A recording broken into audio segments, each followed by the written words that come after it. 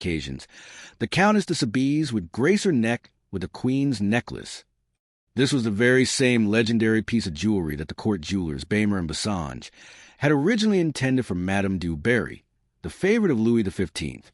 It was the same necklace that Cardinal de Rohan-Soubise had hoped to present to Queen Marie Antoinette, and the same one the adventuress, Countess de La Motte, had stolen one February evening in 1785, with the aid of her husband and an accomplice. To be precise, only the setting of the original necklace remained. Years later, Gaston de Soubise, the cardinal's nephew and heir, tracked it down and managed to buy back the few diamonds still held by the English jeweler Jeffreys. He replaced the missing stones with others of lesser value, but identical size, finally restoring the famous stolen necklace to the exact likeness of the original masterpiece created by Bamer and Bassange. For nearly a century, the Soubise family took immense pride in this historical treasure.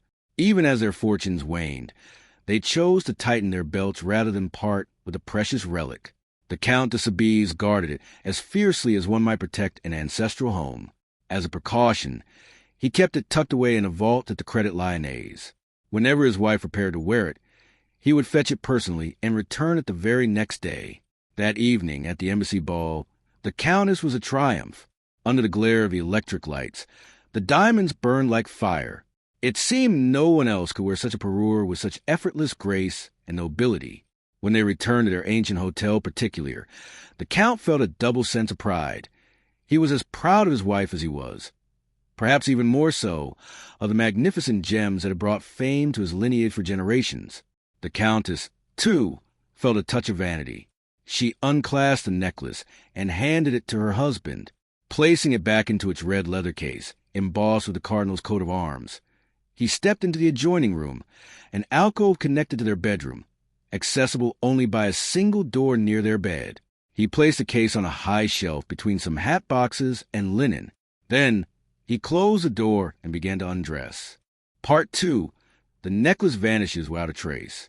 The following morning at 9 o'clock, the Count rose, intending to return the treasure to the Credit Lyonnais before lunch. He dressed, drank a cup of coffee, and went down to the stables. After giving a few orders, he returned to his wife's side. She was still in the bedroom, finishing her hair. The Count stepped into the adjoining alcove. A few seconds later, he asked his wife quite calmly, "I assume you took it, my dear." "Took what?" "I haven't taken anything." "Did you move it, then?" "I haven't even opened that door." The Count appeared in the doorway, looking utterly distraught. He stammered, "You haven't touched it?" "Then who took the case?" She rushed into the alcove, and together they began a frantic search, tossing hat boxes and linens onto the floor. All the while, the Count kept repeating, "This is useless. I put it right here on this very shelf." They lit a candle, as the alcove was quite dark, and carried every piece of clothing and linen out into the bedroom. When the shelves were finally bare, they had to admit in despair, the famous Queen's necklace had vanished. The police were notified. After hearing the details, the commissioner asked, "Are you certain, Count, that no one could have passed through your bedroom during the night?" "Absolutely certain. I am a very light sleeper. Furthermore, the door to this room is bolted from the inside." "Is there no other way into the room?" "There is a window, but it is blocked by furniture. I should like to see for myself." Candles were lit. The commissioner noted that the window was only partially blocked by a large trunk, which didn't quite touch the frame. "Still, it sits quite close," the Count remarked. "One could not move it without making a great deal of noise." "Where does this window lead?" "To the inner courtyard." "And the floors above?" "There are 2 more floors, but at the level of the servants' quarters, a very fine iron mesh is stretched across the courtyard." Upon inspecting the window, they found it securely closed. Clearly, no one had climbed in from a courtyard, nor could the mysterious thief have left through the bedroom. In that case, the bolt on the alcove door would have been found pulled back. The commissioner pondered for a moment, then turned to the Countess. "Did anyone in the household know you were wearing the necklace yesterday?" "Of course, but no one suspected we kept it in this room." "No one, unless—" "Please be precise. This is vital." The Countess turned to her husband. "I was thinking of Henriette." "And who is this lady?" the commissioner asked. "A friend from the convent. She became estranged from her family when she chose to marry a poor man after her husband died. I took her in along with her son and gave her an apartment in our house." "On which floor does she live?" "On ours, not far away, at the end of this corridor. I believe her kitchen window looks out onto this courtyard. Is that correct?" "Yes, it is directly opposite our window." A brief silence followed this revelation. The commissioner asked to be taken to Henriette. They found her sewing, while her son, Raoul, a boy of 6 or 7, read beside her. The commissioner cast a surprised glance around the meager quarters the Countess had provided for her friend. The apartment consisted of a single room without a stove and a tiny kitchen. He began his questioning. Henriette was visibly stunned by the news of the theft. "Good heavens! How could such a thing happen? Do you suspect anyone?" "It is quite possible the thief passed through your room." She laughed sincerely, not even imagining that suspicion could fall on her.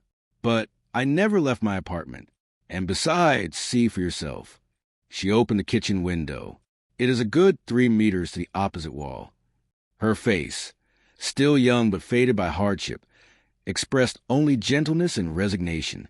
The commissioner pressed no further. The examining magistrate took over the investigation. They questioned the servants, examined the bolt, opened and closed the window repeatedly, and searched the courtyard. It was all in vain. The bolt remained untouched. The window could not be opened or closed from the outside. The magistrate focused his attention on Henriette. Her life was scrutinized, but they learned that in 3 years, she had only left the house 4 times, and her destinations were always known. She served as both maid and seamstress to the Countess, who, according to the other servants, treated her with extraordinary severity.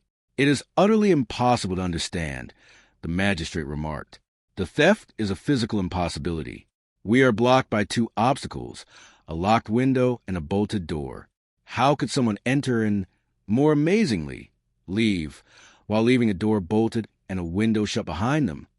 After an investigation lasting 4 months, the magistrate reached a cynical conclusion. The Count and Countess de Soubise, being in desperate need of money, which was indeed true, had sold the necklace themselves. He closed the case. Part 3. A new discovery that deepens a mystery. The theft of the priceless necklace dealt the Soubises a blow from which they would not soon recover. Once the treasure that secured their credit vanished, their creditors grew bolder and more demanding, making it increasingly difficult to raise funds. In short, they would have faced total ruin had they not timely received 2 substantial inheritances. Their pride, too, had been wounded. With the disappearance of the necklace, it was as if a piece of the nobility had been stripped away. The Countess continued to suspect her former friend of the crime. At first, Henriette was moved to the servants' quarters, and shortly thereafter, she was dismissed entirely. The couple's life settled back into a quiet routine, devoid of any significant events. However, several months after Henriette's departure, the Countess received a letter from her that caused utter bewilderment. "Countess, I do not know how to thank you. No one but you could have done this, for no one else knows of my refuge in this small village. Forgive me if I am mistaken, and please accept, at the very least, my deepest gratitude for all your kindness, past and present." What could she possibly mean? The Countess's kindness, both past and present, had amounted to little more than a series of injustices. When pressed for an explanation, Henriette replied that she had received 2 1,000-franc notes by ordinary mail. The envelope she included with her reply bore a Paris postmark and her current address. Where had these 2,000 francs come from? Why had they been sent to her? An investigation was launched, but how could anyone find a lead in such a tangled web of confusion? The same thing happened a year later, and then again the year after that. This pattern continued for 6 years, with the only change being that in the 5th and 6th years, the sum doubled. This allowed Henriette, who had suddenly fallen ill, to afford serious medical treatment. Another peculiar detail emerged.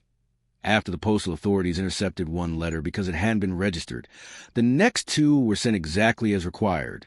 One bore a postmark from the Faubourg Saint-Germain, the other from Choux-Reasons. The sender signed the first as Anquetil and the second as Petchard. Both names and addresses turned out to be entirely fictitious. After 6 years, Henriette passed away, and so the mystery remained utterly unsolved. Part 4. An unexpected explanation. The case was one of those rare events capable of capturing the public's imagination for a lifetime. It was truly remarkable. The destiny of a necklace that had scandalized all of France at the end of the 18th century, only to stir the nation once more 100 years later. What I am about to relate is known to no one, save for the parties involved and a few individuals sworn to secrecy by the Count. This occurred only 5 days ago. Among the guests invited to lunch at the Count de Soubise's home were his cousin and 2 nieces. The men included D'Esseville, a general named Dervier, an old friend of the Count, and an Italian named Floriani, whom the Count had met in Sicily. Coffee was served after the meal. Conversation drifted, as it often does, toward famous crimes. General de Rouzières, who never missed an opportunity to needle his host, brought up the history of the necklace, a subject the Count famously loathed. Immediately, everyone began offering their own theories on how the investigation should have been handled. Naturally, these hypotheses were as contradictory as they were impractical. "And what is your opinion?" the Countess asked Floriani. "I have no opinion on the matter," he replied. Protests broke out. Floriani had just been recounting various crimes he had studied alongside his father, a judge in Palermo, and had admitted a keen interest in such puzzles. As the guests continued to press him, he paused to reflect. After asking a few clarifying questions, he spoke. "My first impression is that this case is not nearly as difficult to solve as it seems." The Count shrugged. Floriani continued in a slightly pedantic tone. "Generally speaking, to understand a crime, one must establish exactly how and under what conditions it could have been committed. In this instance, it is quite simple, for we are faced with a single, undeniable certainty. No one could have entered the room except the master bedroom door or the small window. But it is impossible to open a bolted door from the outside. Therefore, the thief entered through the window. The window was shut, and it was found shut," the Count countered sharply. Floriani ignored the objection. To achieve this, one needed only to create a bridge between the kitchen balcony and the window ledge. Once the case. "But I tell you again, the window was closed," the Count exclaimed impatiently. This time, Floriani had to respond. He did so calmly, like a man unbothered by such a trivial detail. "I am willing to believe it was shut, but surely there was a transom window, a fanlight." "How could you know that?" "It must be so, otherwise the theft is completely inexplicable. The transom was closed just as securely as the window. No one even took notice of it." "That was a mistake," Floriani noted. "Upon closer inspection, they would have seen that it had been opened." "How so?" "I assumed that, like the other fanlight in your home, it is operated by a braided wire cord with a ring at the end. That ring would have hung between the window and the trunk." "Yes, but I don't see." "It is very simple. Through a slit made in the frame, one could use a tool, perhaps a metal rod with a hook, to catch the ring, pull it, and pull the transom open." The Count gave a cynical laugh. "Excellent. Splendid. You explain it all so easily. But you forget one thing. There was no slit in the frame." "There was a slit," Floriani insisted. "Impossible. We would have noticed it. To see it, one would have had to look, and no one did. The slit is surely there. It must run along the frame, right near the putty." The Count stood up. He appeared violently agitated. After pacing nervously across the room 2 or 3 times, he approached Floriani. "Nothing upstairs has changed since that day," he said. "No one has entered that room. In that case, Count, you have the opportunity to see for yourself that my explanation matches the reality perfectly." "Perhaps," the Count muttered, "but it contradicts every fact established by the authorities." He stammered a few more words, then suddenly turned and left the room. A heavy silence fell over the guests. Everyone waited in breathless anticipation. Finally, the Count reappeared. He was deathly pale and visibly shaken. In a trembling voice, he addressed his friends. "I must apologize. Our friend's explanations were so unexpected. I never imagined—" His wife interrupted him, her voice sharp with impatience. "Tell us. What is it? I implore you." "The slit exists," he whispered, "exactly where he said it would be, right along the frame. He impulsively seized Floriani's arm, his tone now commanding. And now continue. I admit you were right until now, but the conversation is not over. Answer me. What do you believe happened next? Floriani gently freed his arm. After a moment's pause, he began, What happened? The thief, knowing the Countess was attending a ball in the necklace, built his bridge while you were away. He watched you through the window. He saw you hide the case. As soon as you stepped out, he made the slit and pulled the ring. Fine, said the Count, but the distance is too great for anyone to reach the door bolt through a transom. If he couldn't reach the door, he went through the transom himself. Impossible. It is far too small for a man to squeeze through. Then it wasn't a man, Floriani replied coolly. Did you not say your friend had a son? He did. A boy named Raoul. It is entirely possible that this Raoul committed the theft. What proof do you have? Proofs are not lacking, Floriani mused. For instance, the bridge. A child could not carry a heavy ladder back and forth without being seen. He must have used what was at hand. In the room your friend used as a kitchen, were there not shelves? Yes, several. I remember them. One would likely find that those shelves were merely resting on their brackets. The boy could have pulled them out and lashed them together. And if there was a stove, one might find the very iron rod he used to hook the ring. The Count left again without a word. By now, the guests were convinced. Floriani spoke with such absolute certainty that it felt less like a theory and more like a confession. No one was surprised when the Count returned and said, It was a child. It must have been. I saw the boards. The iron rod, they were all there. You mean to say it was his mother? The Countess cried. She alone is guilty. She must have forced her son. No, Floriani countered. The mother had nothing to do with it. That cannot be. They lived in one room. The child could not have done it without her knowledge. It happened at night in the next room while his mother slept. But the necklace, the Count demanded, wouldn't it have been found in the boy's things? He left the house every day. That very morning, he had just returned from school. Had the police searched his desk, tucked between his school books, they might have found a truer lead than the one they used to destroy an innocent mother. Very well, the Count said, but the 2,000 francs she received every year, isn't that proof of her complicity?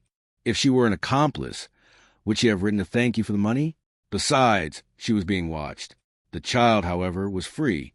It would have been a simple matter for him to run to a neighboring town, strike a deal with fence, and sell a diamond or two for a pittance, on the condition that the money be sent from Paris. The story left a cold, unpleasant impression on the room. The Count gave a forced, hollow laugh. It is all so clever that I am quite charmed. I congratulate you.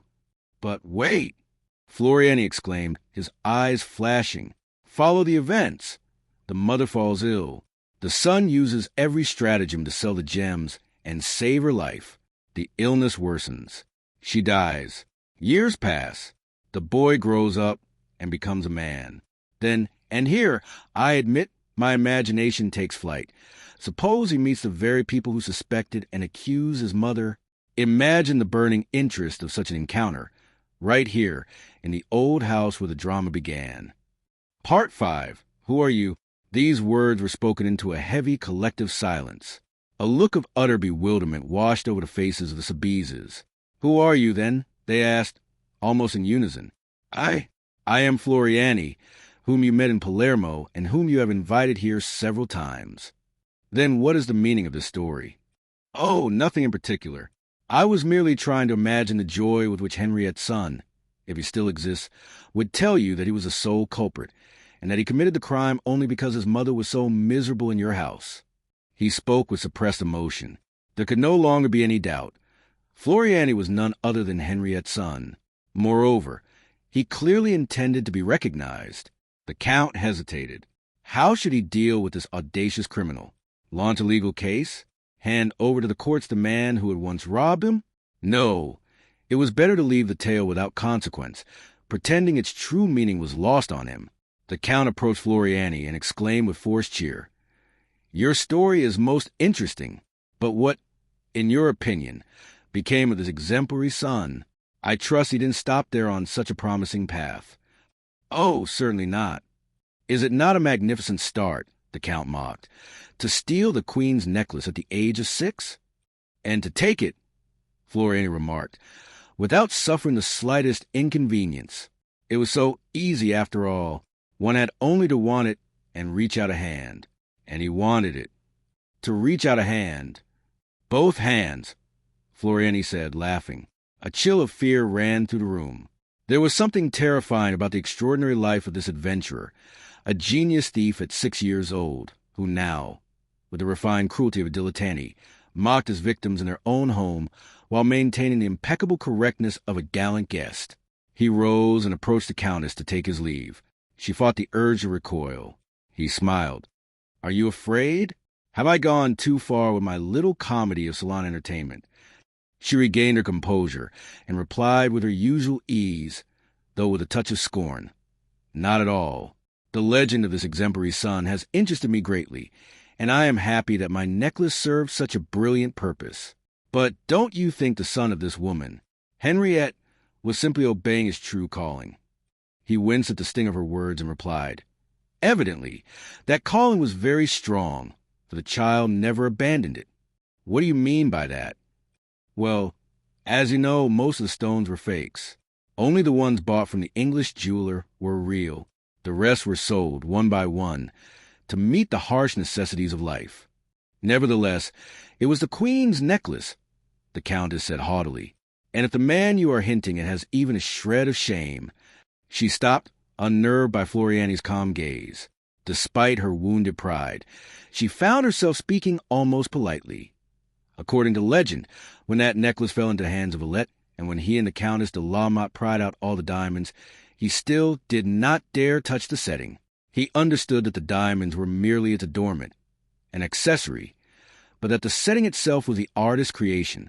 He spared it. Do you think this man understood that as well? I have no doubt the setting exists, Floriani replied briefly. In all probability, the child spared it too. Then hear this. If you ever meet him, tell him that he has no right to keep a relic that is family property. He may have taken the diamonds, but the necklace itself remains the property of the Soubise family. Floriani bowed. I shall tell him, Countess. He bowed to the Count and the others and walked out. For days later, the Countess found a red leather case, embossed with the Cardinal's coat of arms, sitting on her dressing table. Opening it, she found the stolen Queen's necklace. But since a little extra publicity is never wasted, the newspaper L'Echo de France printed the following sensational notice the very next day. The Queen's necklace, the famous historical jewel once stolen from the Count and Countess de Soubise, has been recovered by Arsène Lupin. He has hastened to return it to its rightful owners. One can only applaud such gallantly chivalrous attention.